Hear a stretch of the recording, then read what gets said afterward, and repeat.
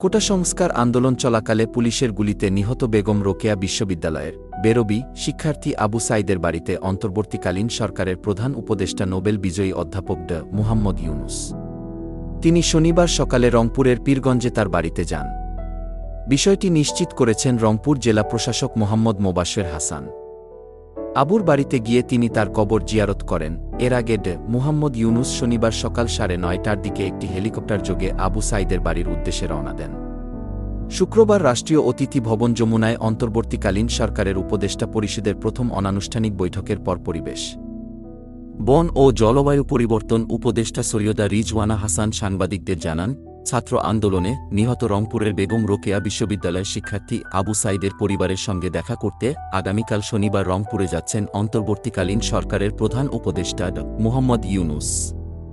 কোটা সংস্কার আন্দোলনের সামনের সারিতে থেকে নেতৃত্ব দিয়েছেন রংপুরের আবু সাইদ।